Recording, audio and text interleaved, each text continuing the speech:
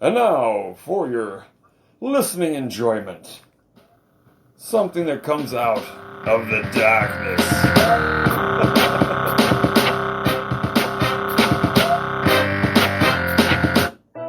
Battery low. The best laid plans of mice and men.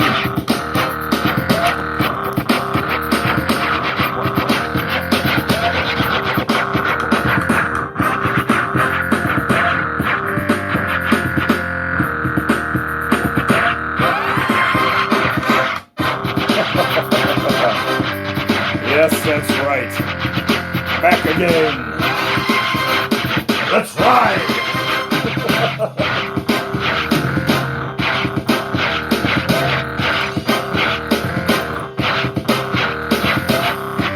It's time to have fun.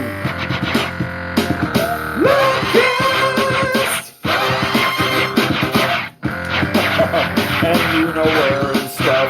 Yes, and you know. Welcome back, everyone, to the Ludcast. I am Matt Ludke, as always, your faithful hissing maniac. Life is good.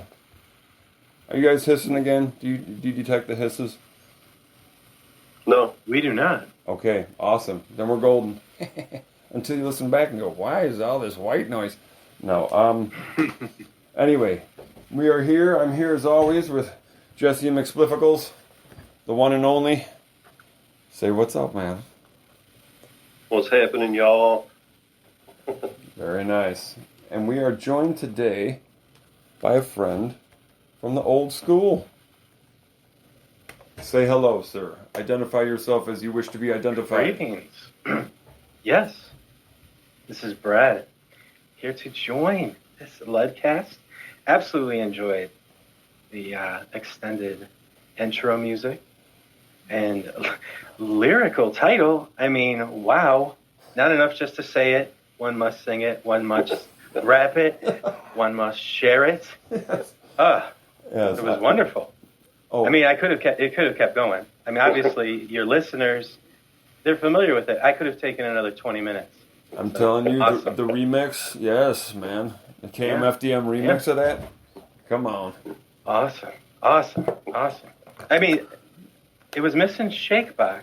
That's true. It did not have that rustic mania that the Shakebox provided to those old recordings. Other than that, perfect.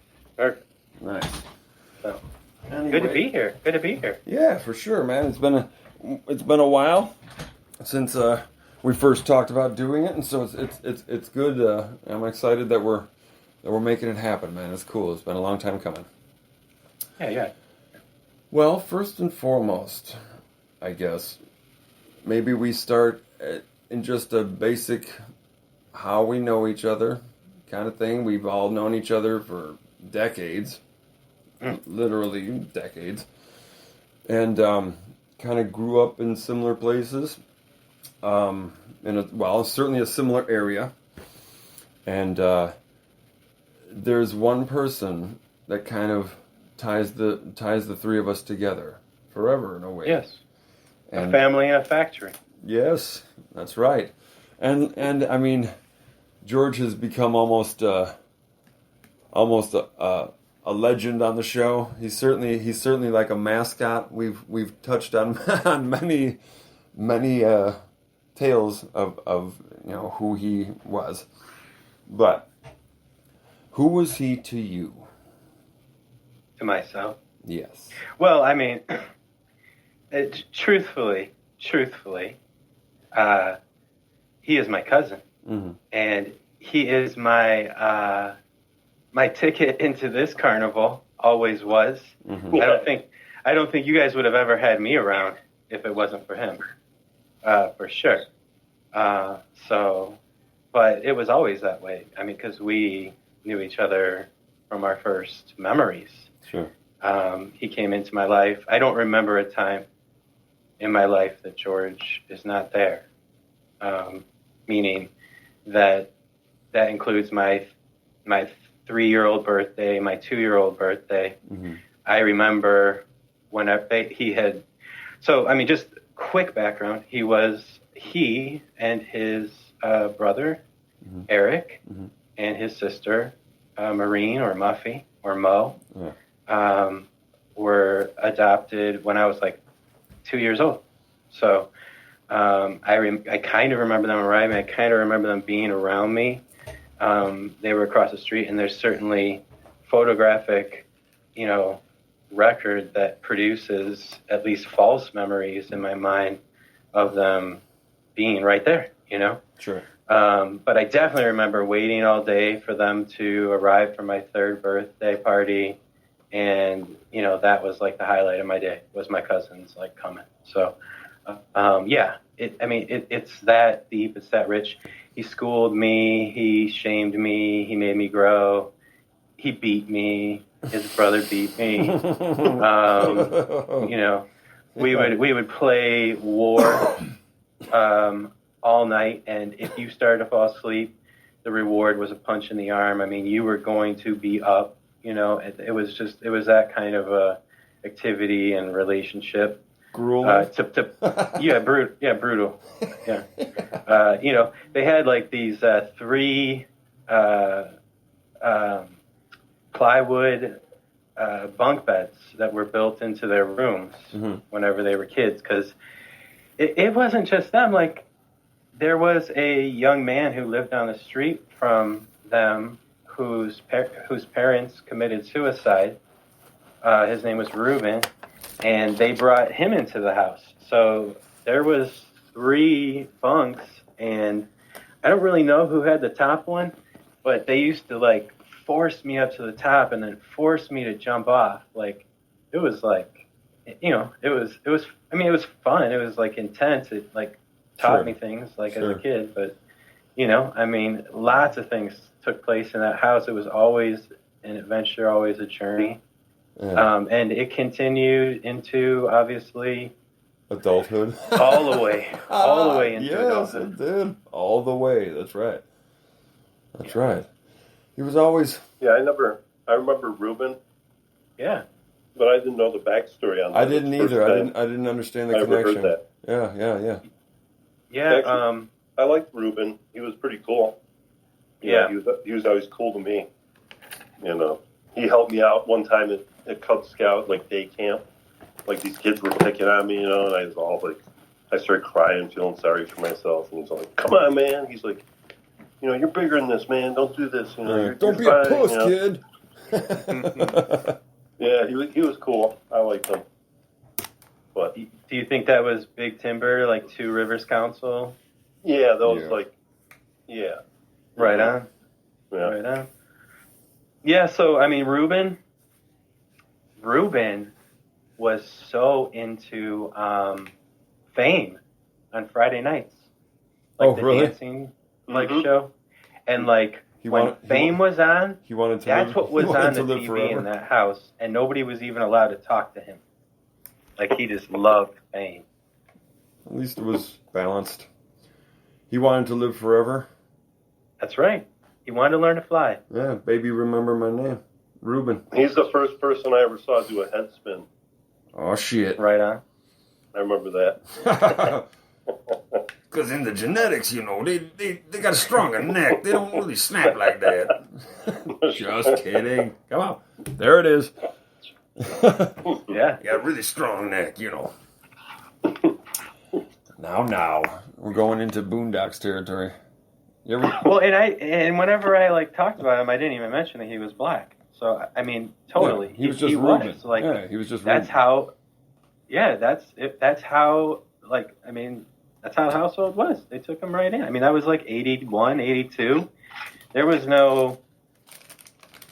Shit, what's happening? There was no thought like that. What's happening was still on, for God's sakes. Come on, man. We're talking sometimes I wonder why they keep telling us this narrative, because in 82, one of my brothers was black. And lived with my family, Lived with my family. So, yeah, I remember. Yeah. So have times changed? Or have times changed? Or Or have I don't know. have Whoever's writing the narratives, the narratives always change. Have people changed, or just the context that they act within? Superficial details seem to be the only real change. Well, I mean, I'm already fully immersed in like the race thing just because we were talking about Reuben. So I'll take if that's what we're still talking about. Like, I think really, I enjoyed the BLM movement. I still enjoy it like happening. I think it actually is like I think it actually has changed things, and I think mostly it's about what the kids think and what the youth think, anyways, and the world that they get to have. And I definitely think we changed the perception of the world, and that it's going to keep like in a positive trajectory for kids. I mean, what people are responsible for, what they're going to work out in their minds, and like social consequences and stuff like that. I'm not even talking about that, but like the BLM thing, I think has like been really good for the kids, you know. But it